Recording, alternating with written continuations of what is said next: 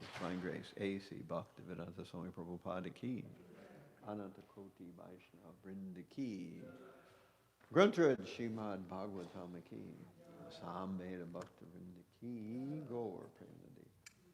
All glories to some devotees. All glories to some devotees. All glories to some devotees. All glories to Sri Sri Guru and Sri Gauranga.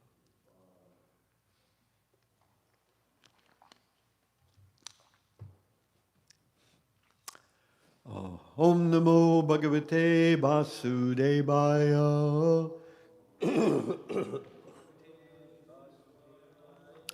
Om Namo Bhagavate Vasudevaya.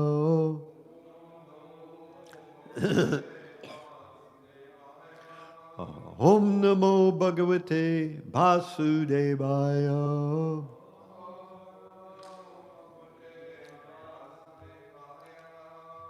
Om Ajnanatimidandasya Gananjana Shalakaya Chakshur Unmilitam Yena Tasmai Shri Gurave Namaha Shri Chaitanya Manobishtam Shtapitam Yena Bhutale Swayam Rupa Kadamayam Dadati Swapadantikam Vandeham Shri Guru Shri Yuta Pada Kamalam Shri Gurun Vaishnavamscha Shri Rupam Sagrajatam Sahagana Raghunathanvitam Tam Sajivam Sadvaitam Savadhunam Parijana Sahitam Krishna Chaitanya Devam Shri Radha Krishna Padan Sahagana Lalita Shri Vishakan Vitamscha He Krishna Karuna Sindho Dina Bandho Jagatpate Gopesha Gopika Kanta Radha Kanta Namostute Tapta Kanchana Gourangi Radhe Vrindavan Eshwari Vrishabhanu Sute Devi Pranamami Hari Priye Vanchakalpa Tarubhyascha Kripa Sindhu Evacha Patitanam Pavanebhyo Vaishnavebhyo Namo Namaha Shri Krishna Chaitanya Prabhu Nityananda Shri Advaita Gadadhara Shri Vasadi Gaur Bhakta Vrinda Hare Krishna Krishna Krishna Hare Hare Hare Rama Rama Rama Hare Hare Hare Krishna Krishna Krishna Hare Hare Hare Rama Rama Rama Hare Hare. Hare Krishna. Oh, thank you very much. Green flowers.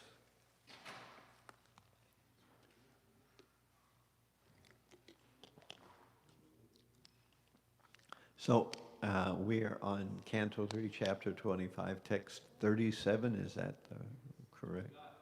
Okay. So.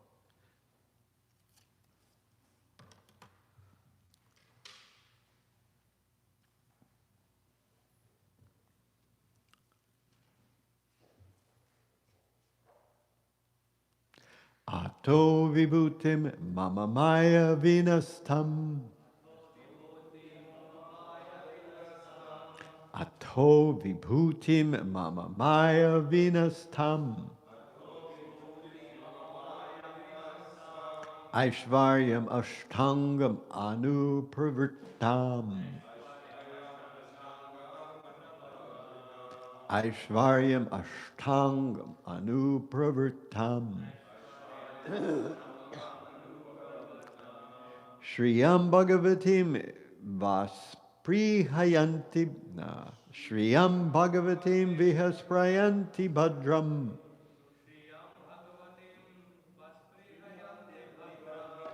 Shriyam Bhagavatim Vaspriyahanti Bhadram. Shriyam Bhagavatim Vaspriyahanti Bhadram. Parasya mete snuvate tu loke. Parasya mete snuvate tu loke. Hato vibhutim mama maya vinastam.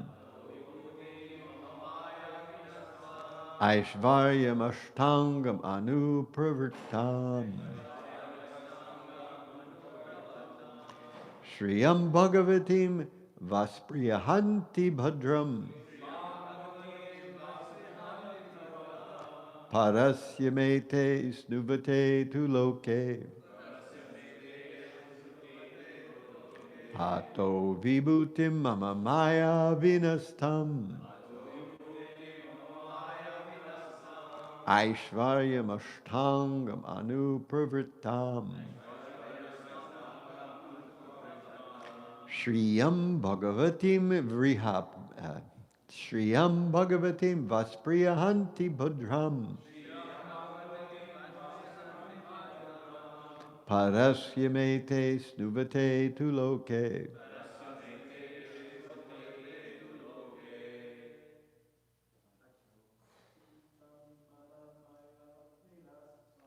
Ato vibhutim mama maya vinastam.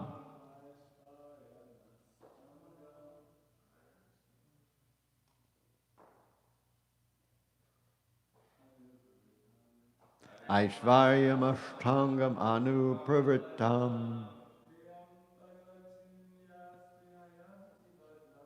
Shriyam Bhagavatim Vaspriyahanti Bhadram.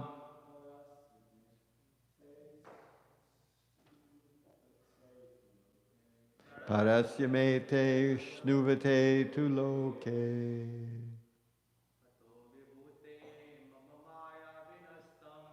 Ato vibhutim mama maya vinastam.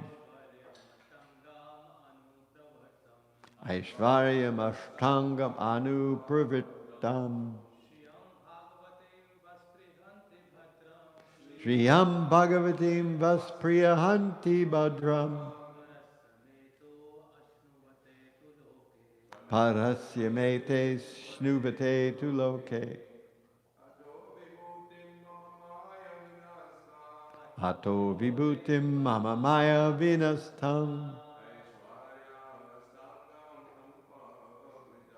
Aishvaryam ashtangam anupravrittam.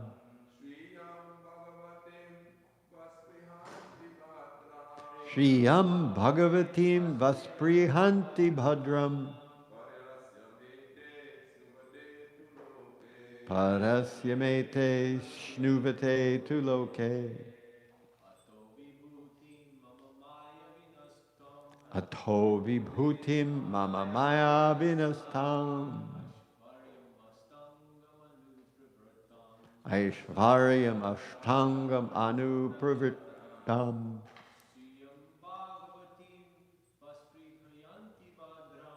Shriyam Bhagavatim Vaspriyahanti Bhadram. Parasya mete snuvate tu loke. Vaishnavis?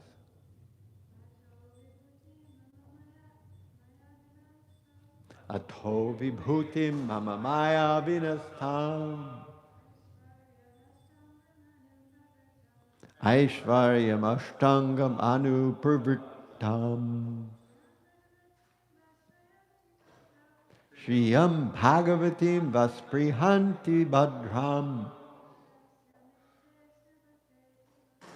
Parasya mete snuvate tu loke. Ato, then, vibhutim, opulence. Mama, of me. Mayavina, of the Lord of Maya. Tam, that. Aishvaryam, mystic perfection. Ashta Angam, consisting of 8 parts. Anupravartam, following. Shriyam, splendor. Bhāgavatam, of the kingdom of God. Ba, or. Aspriyahanti, they do not desire. Bhadram, blissful. Padasya, of the Supreme Lord. Me, of me. Te, those devotees. Ashnuvate, enjoy. Tu, but. Loke, in this life. So the complete translation reads, thus because he is completely absorbed in thought of me, the devotee does not desire even the highest benediction obtainable in the upper planetary systems, including Satyaloka. He does not desire the 8 material perfections obtained from mystic yoga, nor does he desire to be elevated to the kingdom of God. Yet even without desiring them, the devotee enjoys, even in this life, all the offered benedictions. So we can say this responsively. Thus, because he is completely absorbed in thought of me, the devotee does not desire even the highest benediction obtainable in the upper planetary systems, including Satyaloka. He does not desire the 8 material perfections obtained from mystic yoga, nor does he desire to be elevated to the kingdom of God. Yet even without desiring them, the devotee enjoys, even in this life, all the offered benedictions. So here's Prabhupada's purport. The vibhuti, or opulences, offered by Maya are of many varieties. We have experience of different varieties of material enjoyment, even on this planet. But if one is able to promote himself to higher planets like Chandralok, the sun, or still higher, Maharlok, Janalok, and Tapalok, even ultimately the highest planet, which is inhabited by Brahma and is called Satyalok. There are immense possibilities for material enjoyment. For example, the duration of life on the higher planets is far, far greater than on this planet. It is said that on the moon, the duration of life is such that our 6 months are equal to 1 day. We cannot even imagine the duration of life on the highest planet. It is stated in the Bhagavad Gita that Brahma's 12 hours are inconceivable even to our mathematicians. These are all descriptions of the external energy of the Lord, or Maya. Besides these, there are other opulences which yogis can achieve by their mystic power. They are also material. A devotee does not aspire for all these material pleasures, although they are available to him simply by wishing. By the grace of the Lord, a devotee can achieve wonderful success simply by willing. But a real devotee does not like that. Lord Chaitanya Mahaprabhu has taught that one should not desire material opulence or material reputation, nor should one try to enjoy material beauty. One should simply aspire to be absorbed in the devotional service of the Lord. Even if one does not get liberation, but has to continue the process of birth and death unlimitedly. Actually, however, to one who engages in Krishna consciousness, liberation is already guaranteed. Devotees enjoy all the benefits of the higher planets and the Vaikuntha planets also. It is especially mentioned here, Bhagavatam Bhadram. In the Vaikuntha planets, everything is eternally peaceful.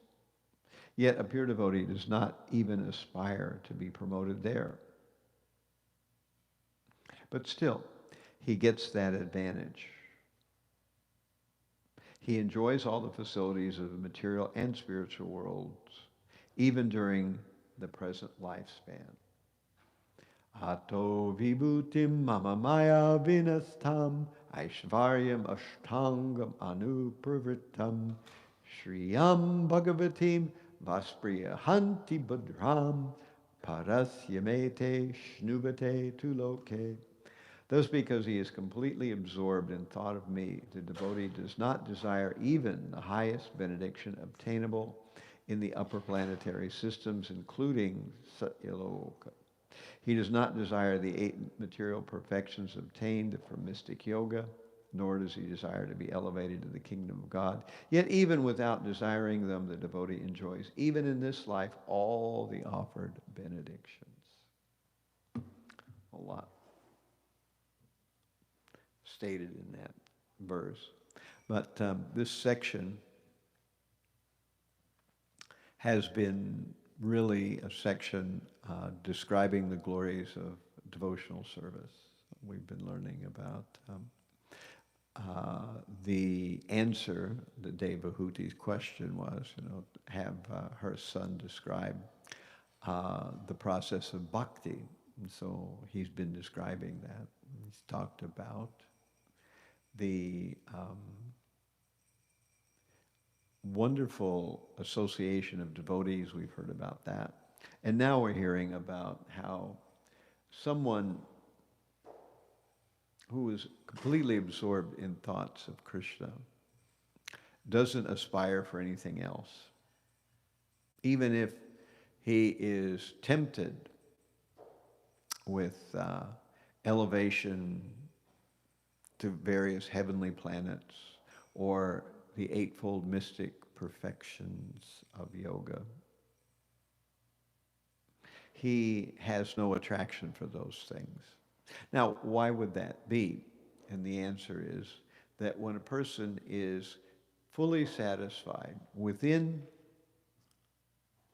by meditating on the Supreme Lord, such a person has no need for any kind of external satisfaction, which is something that maybe we can grasp intellectually, but one day we will grasp this viscerally within in a very, realized way. We'll understand what it means to connect with the Supreme in such a way that we are no longer really that much focused on what goes on outside.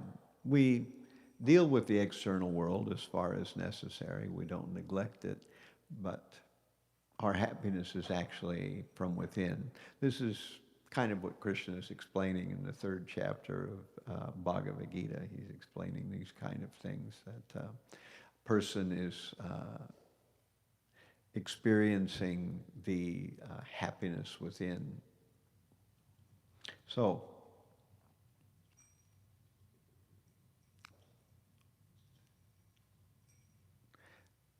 the heavenly planets offer a kind of material enjoyment that we cannot imagine. Yet, the devotee is not diverted by such things.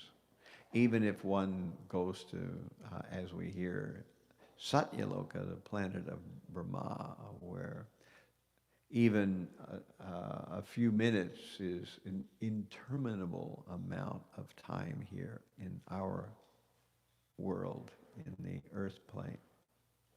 So this can all be had, this can all be experienced, this can all be known fully, if we simply try to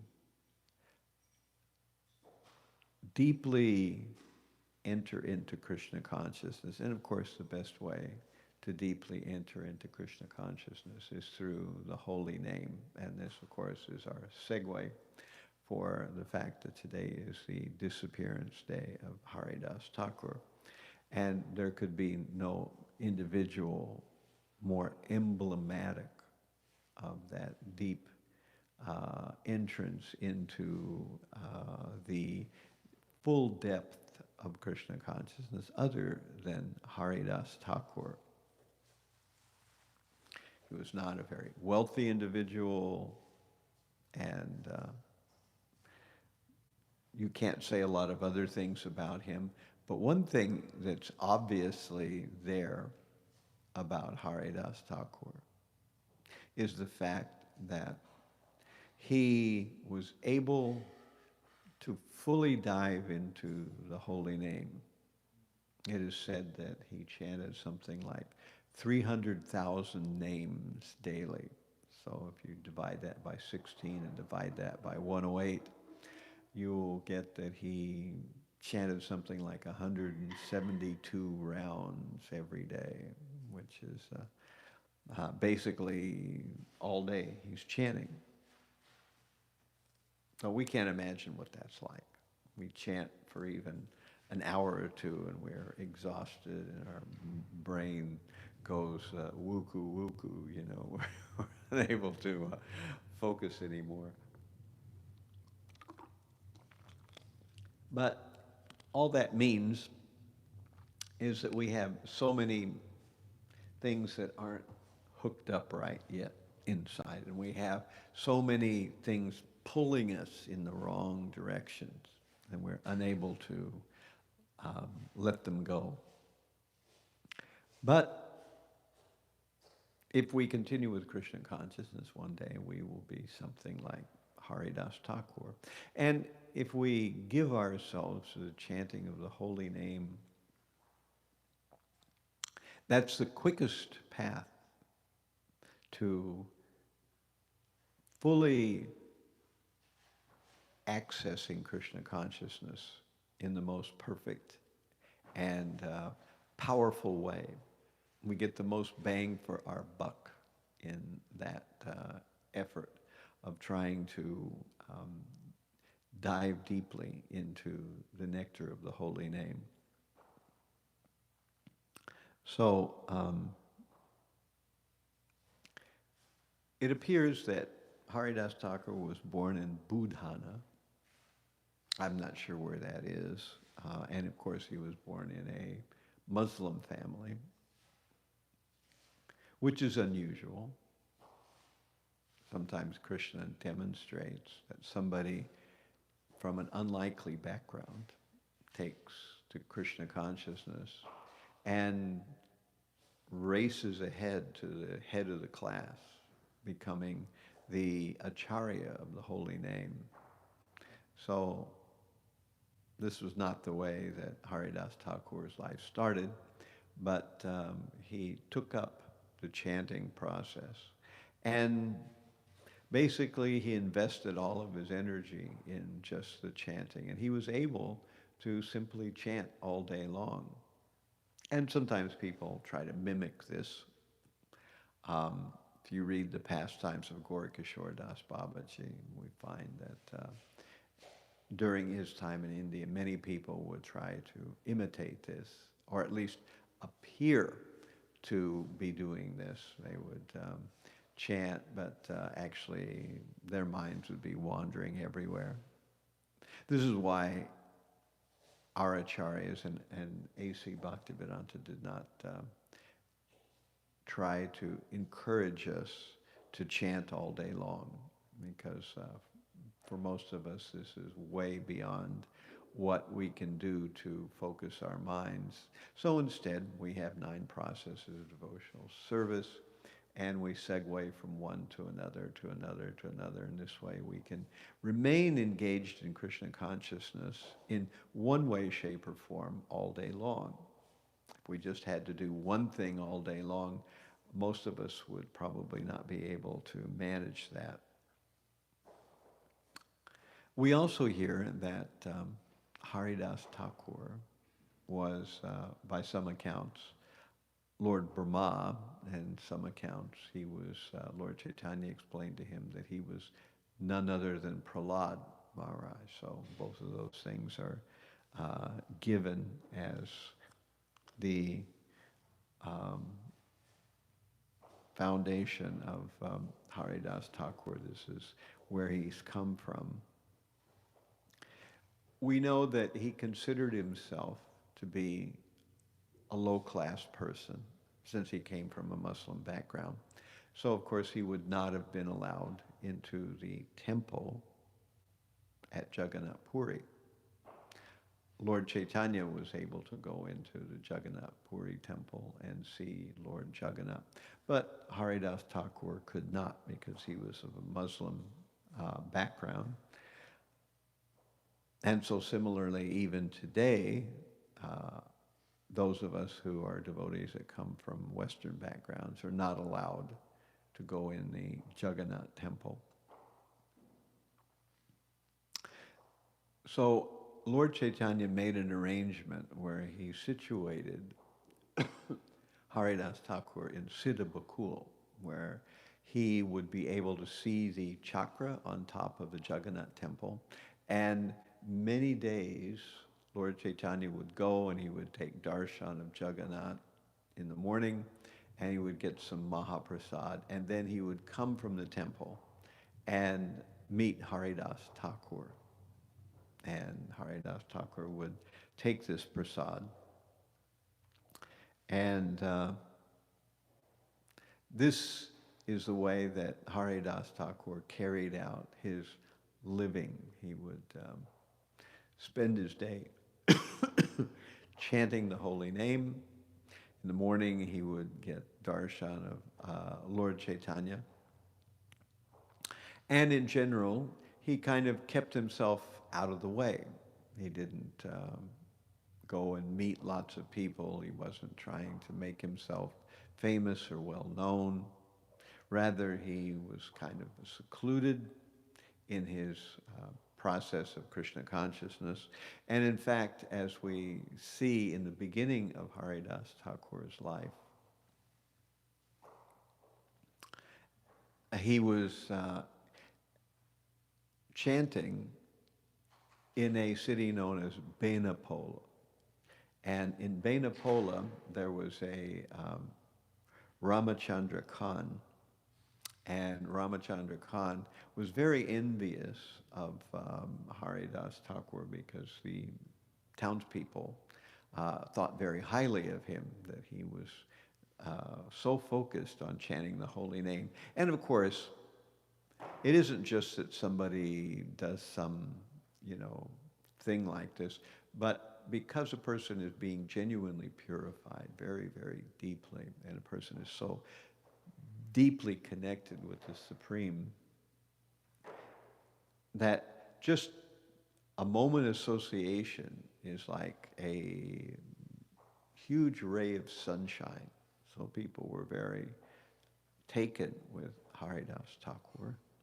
And they would come and see him and offer various gifts and things to Haridas Thakur.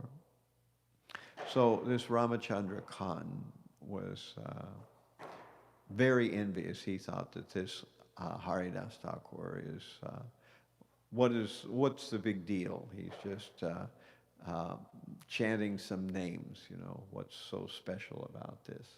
So he wanted to defame Haridas Thakur, and he seized on a plan that he would hire a prostitute, and the prostitute would go meet Haridas Thakur, and she would seduce him at night, and he would have his men watching. So the minute that they came together, he would send his constable to arrest them both, and this way Haridas's reputation would be ruined. So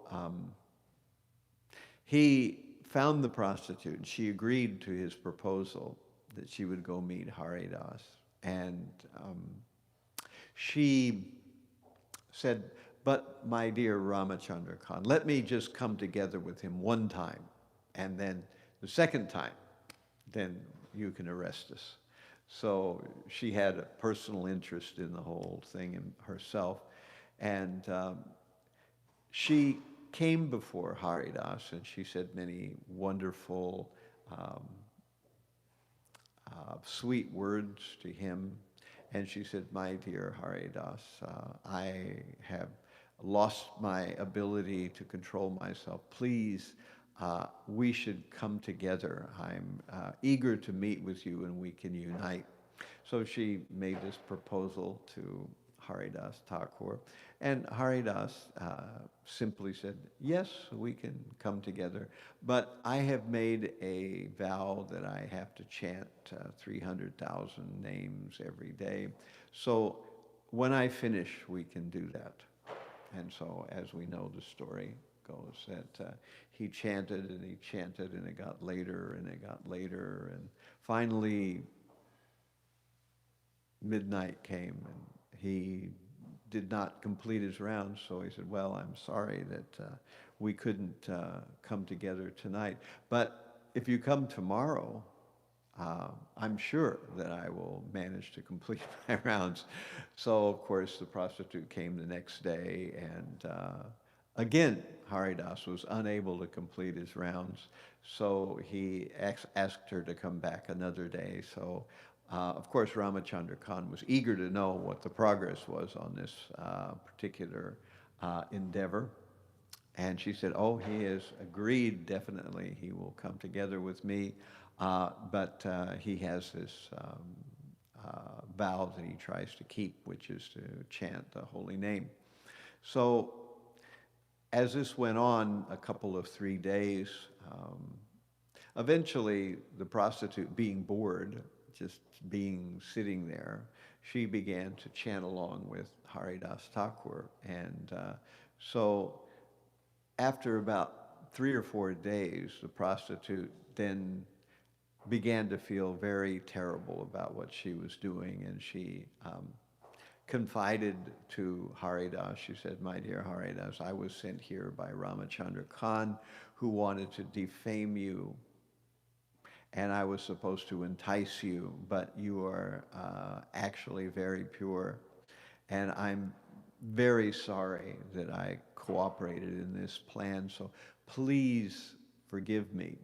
And Haridas Thakur replied to her that, "Actually, I knew all along what was going on, but I wanted to give you a chance to hear the holy name." And so she said, "Well, how can I continue now? I have been touched by this amazing potency of chanting the holy names of the Lord, and I want to continue to do it. So how can I continue to do that?" So Haridas said, "I will leave here, but you sell everything that you own, and you stay here by this tulsi plant," because Haridas Thakur would chant next to a tulsi plant. "You stay here, and you chant every day. And if you do, you will not need anything." And so the prostitute went home, she sold everything, she shaved her head, and she came to the tulsi plant, and Haridas Thakur left because he could see that there were envious people like Ramachandra Khan that might cause mischief in the future. So he thought it was best to leave that place, and he left Benapola. And the prostitute remained behind, and she would chant all day and all night like Haridas did. And the townspeople were amazed at the effect that Haridas had on her life. And they would come and give her whatever she needed, and she continued her life that way. And somehow or other, Haridas Thakur's life was never easy. He seemed to go from one kind of controversy to another. So as he traveled, he came to meet I forget where the location was, where the Majumdars were situated. They were very, very wealthy. They were tax collectors on behalf of the Muslim government. So they had huge amounts of money. And they were happy that Haridas Thakur was there. And they begged him to stay with them. And he would give regular class, Bhāgavatam class, to the Majumdars, and this is where he eventually meets Raghunath Das, who was the descendant of the Majumdars, and of course Raghunath eventually becomes a great devotee too, and he breaks away from his father and his uncle. But while Haridas Thakur is giving class in the encampment of the Majumdars, he is speaking about the holy name and how one becomes purified of sin, how one becomes elevated, how one becomes happy. And he says, but all of these things are byproducts. The real delivery item, the real payload of the holy name is love of God. And this outstrips any other aspect of any other process in the Vedas. And in the audience at that time, there happened to be one Gopal Chakravarti, who was employed by the Majumdars. He was also a tax collector, and he took offense. He said, "You're telling us that this chanting of the holy name, just muttering some words, is actually more powerful than various Vedic rites, various sacrifices, various offerings. I don't believe it." He said that you are just, because you do this chanting process, you think it's very important. But actually it is not as powerful as other things offered in the Vedas. And I think that if what you're saying is not true, I will cut off your nose. So this is what Gopal Chakravarti told Haridas Thakur. And Haridas Thakur said, "My dear Gopal Chakravarti, what I have said is actually true, and it's also the conclusion of the Vedas. And if what I've said is not true, I will cut off my own nose. You don't have to cut it off." But this was, of course, a very offensive attitude that Gopal Chakravarti was taking. And the Majumdars were disturbed by their servant, and they immediately dismissed him from their service and told him, "You can go wherever you want, but you're no longer employed for us, by us." So Gopal Chakravarti left. And although he was from a high family and very noble in his features, he developed leprosy, and his own nose eventually melted away as a result of the disease that he contracted, as a result of the offense that he committed. By the way, Ramachandra Khan, who was in the previous episode, he also was eventually ruined by his offense to Haridas Thakur. So Haridas Thakur took neither of these things as very significant offenses. However, the Supreme Lord does not appreciate and does not countenance when people offend Vaishnavas.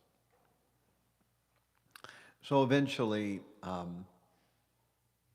Haridas Thakur thought maybe things are getting a little too hot here too with the Majumdars. So he continued on, and he came to Shantipur, where Advaita Acharya was. And so he began to spend time with Advaita Acharya, and they would discuss. And Advaita Acharya knew that very soon Lord Chaitanya Mahaprabhu would be born. And so both of them were aware that the Supreme Lord, Radha and Krishna in one form, would take birth. And when he would take birth, the entire world would be eventually inundated with the chanting of the holy name. So on the day that Lord Chaitanya took birth, both Haridas Thakur and Advaita Acharya danced together in ecstasy like madmen. And nobody could understand why they were dancing or what they were ecstatic about. They were very secretive about it. So around this time, again, Haridas Thakur was tempted, but this time not by a prostitute, this time by Maya Devi herself. So she came and tried to attract Haridas Thakur, but because when a person is actually connected with the holy name, then one is saved from all kinds of undesirable material impulses, particularly sex life here. So even though Maya Devi, it says in the Chaitanya Charitamrita, mentions that she exhibited postures and entreaties to Haridas Thakur that would have bewildered even the mind of Brahma. But because he was just simple and trying to focus on the holy name, it had no effect on him. And then she said, I have come here because I've heard about the holy name, and my husband, Shiva, had taught me to chant the name of Ram. So I wanted to find out more about this. Can you please teach me about the holy name? So Haridas Thakur then instructed Maya Devi herself about the importance of chanting and the process for properly focusing on the holy name. So this is another amazing pastime. Just by his complete focus on the holy name, we see then how, at least we should understand theoretically, how powerful is the holy name, what it can preserve us from, what it can purify us from, how it can completely transform our nature if we just make an effort to really grab on, to really somehow focus on this amazing process of chanting the holy name. It seems so simple. How can just saying some words change our lives? How can it change us and purify us? How can it connect us with the Supreme Lord? But that's exactly what the Vaishnava philosophy teaches. That's what Lord Chaitanya came to give us.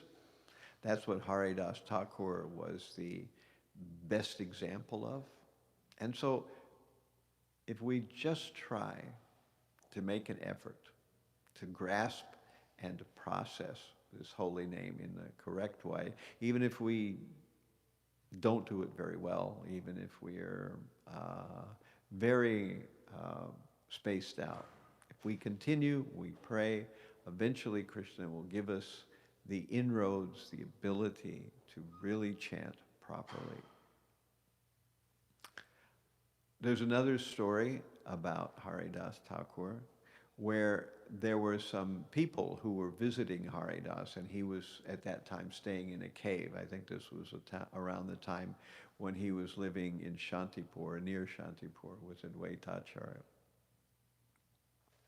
And the people wanted to visit Haridas and get his darshan and blessing, but there was a big snake that lived in the cave, and the people were afraid that if they went into the cave that the snake might bite them. So one of the people, he spoke with Haridas, and he said, I'm very apprehensive. coming to visit you in this cave, because I know in this cave somewhere there's a big snake and it's dark in here. It could come at any time. So please, Haridas, won't you move somewhere else and leave this cave behind so that we won't be terrified by this snake? So Haridas agreed that he would leave. And just as he agreed that he would leave, the big snake came out and left the cave forever in front of everybody, showing that because he was causing a difficulty for people who wanted to visit Haridas Thakur, the snake would leave the cave and no longer bother anybody that would come to visit Haridas in the cave. Of course, we have the story that he was beaten in 22 marketplaces. That's probably one of the stories that we learn about. There's so many stories about Haridas Thakur. We know that he was from a Muslim background. And of course, since the Muslim occupational government at that time came to find out that this person who was pushing what they considered to be Hindu religion, especially this chanting process, how could such a person have been a Muslim to begin with? So I forget who the ruler was, but he challenged Haridas Thakur that you should renounce this chanting and again take up Islam. And Haridas said, well, it's not really any different. Your Allah and our Krishna are really just the same. And this chanting purifies both you and me if we chant. And the Muslim said, the ruler said, if you don't stop chanting, I will have you killed, and your body will be cut up into little pieces. And Haridas replied, well, if you cut my body into little pieces, each one of those little pieces will be chanting Hare Krishna. So finally, the ruler became disgusted and was unable to know what to do next. So he decided that Haridas would be taken by his men and beaten in the marketplace. So this was a kind of punishment that would happen sometimes in those days, that the agents of the king or the ruler would take someone who had done some kind of unwanted action, and they would beat them in the marketplace. And usually it didn't take long before they were beaten enough that they would die.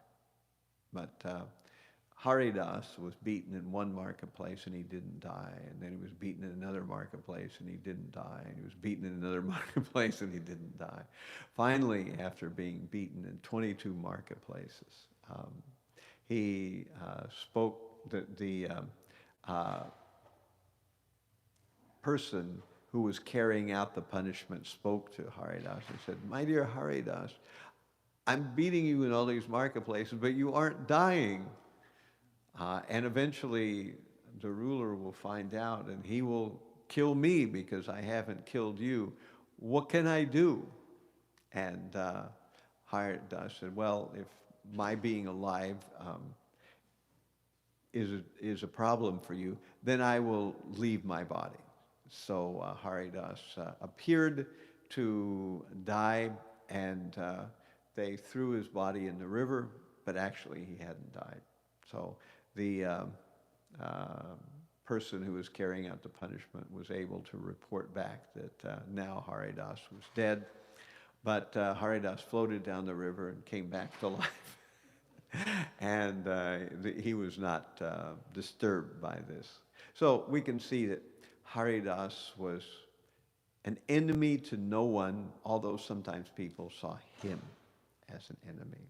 And yet, all he wanted to do was chant the holy name. He didn't want to usurp anybody's kingdom. He didn't want to eclipse anybody's reputation. He didn't want to thwart anybody's religion.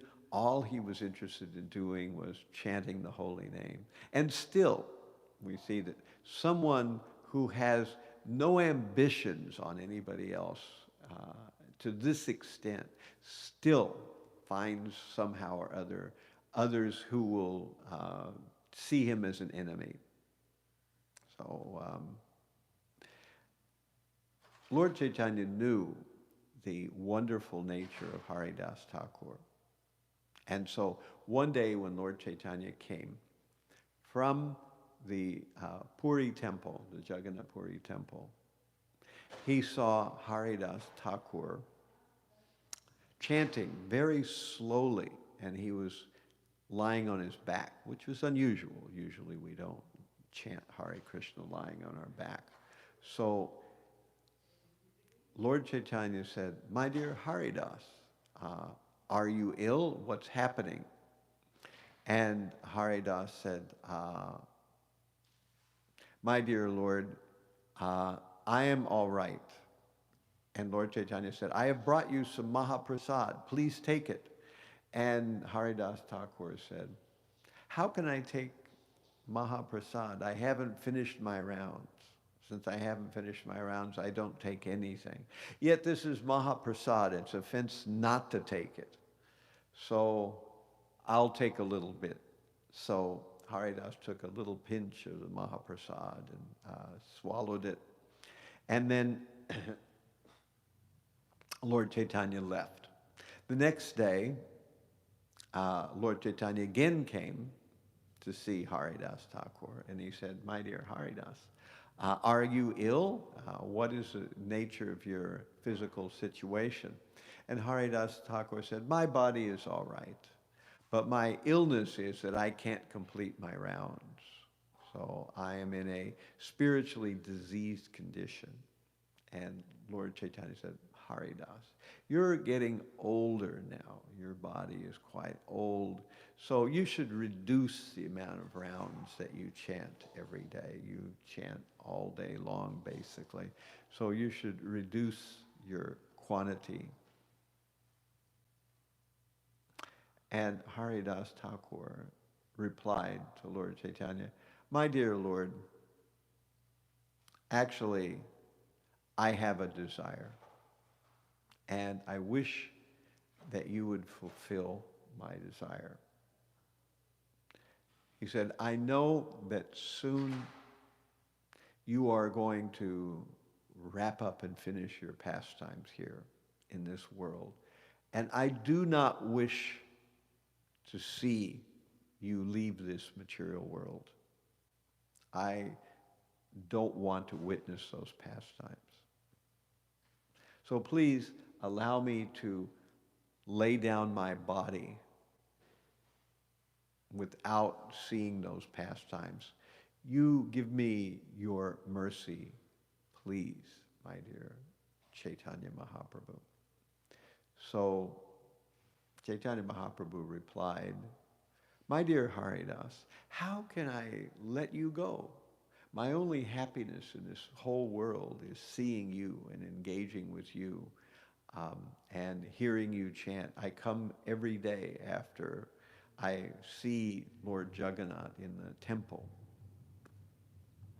And Haridas replied to Lord Chaitanya, "My dear Lord, do not make an illusion. You know what I want. Please give me your mercy. If you so desire, please give me your mercy." So Lord Chaitanya agreed that he would meet Haridas again the next day, and he left like he usually did. And so Lord Chaitanya, the next day he came, and he saw Haridas, and he said, "My dear Haridas, what's the news?" And Haridas replied, "My dear Lord, whatever mercy you may bestow upon me is the news." So the other devotees were there, and Vakreshwar Pandit began to dance, and they began to perform kirtan, and the kirtan got louder and louder, and Haridas Thakur was enmeshed in the kirtan. And Lord Chaitanya began to describe the glories of Haridas Thakur as if he had 5 mouths. And so he was describing all these amazing qualities and amazing pastimes of Haridas Thakur, how he was completely selfless, about how he was totally dedicated to the process of just hearing the holy name.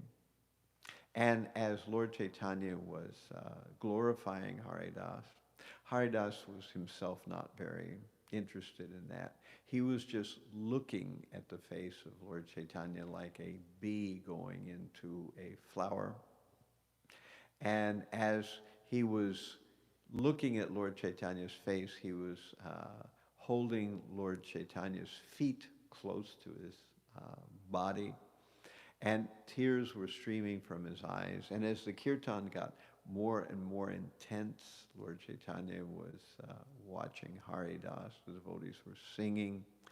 And Haridas left his body. So he gave up his body in the presence of Chaitanya Mahaprabhu. And then Chaitanya Mahaprabhu said, just see this Haridas Thakur, how he was so dedicated to the chanting of the holy name. So before he left, Haridas Thakur had said to Lord Chaitanya, please let me give up my body. And one of the verses says,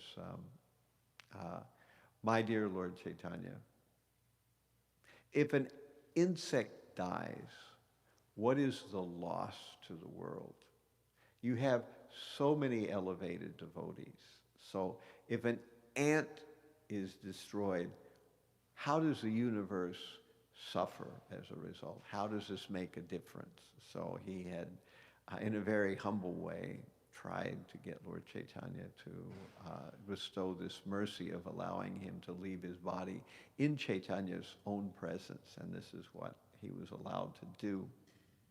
Then Lord Chaitanya continued the kirtan. There was another kirtan, and Lord Chaitanya began to dance with the dead body of Haridas Thakur. And eventually, the devotees dug a hole near the water, near the ocean, and into the sand they placed Haridas Thakur's body, and along with that they placed some other sacred relics like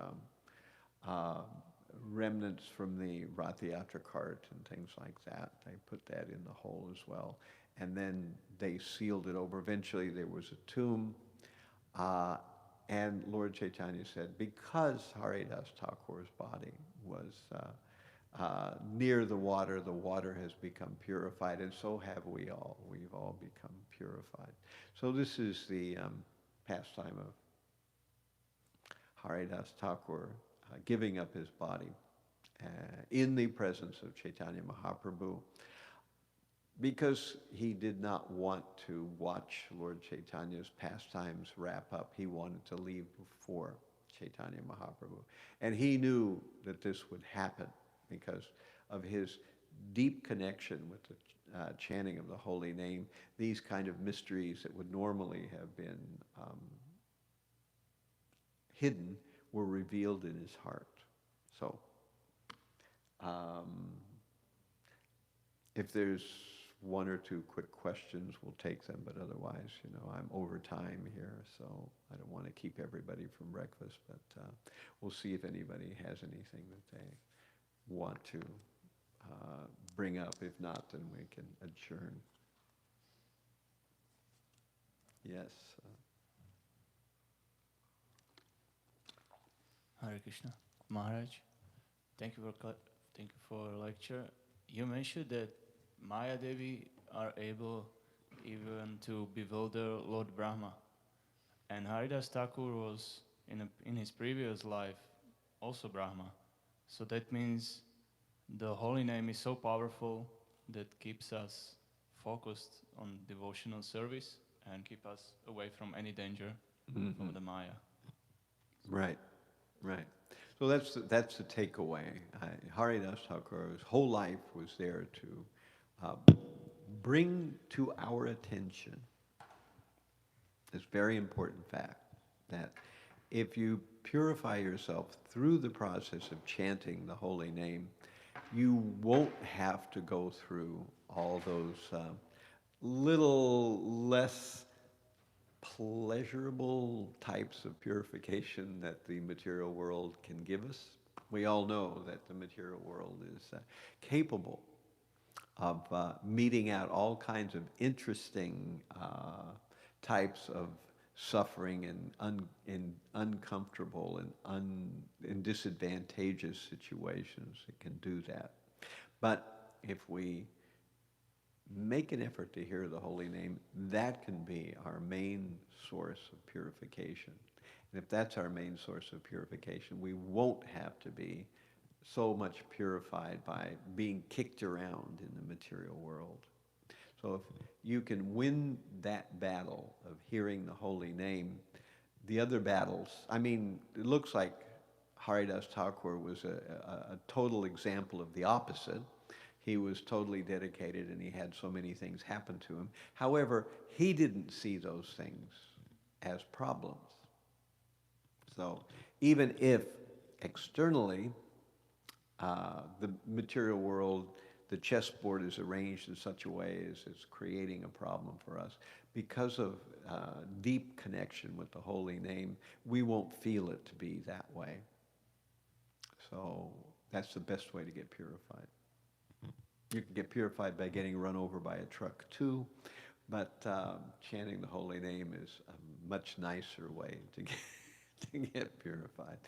And it cleanses the heart of everything so that those things which we would have created havoc in our own life because of our own insane desires won't happen. All right, so I'm 15 minutes over, which is way too much, but excuse me, and thank you very much for your extended kind attention, and all glories to Haridas Thakur, all glories to the Vaishnava devotees of the Lord. Hare Krishna. Mm-hmm. Hare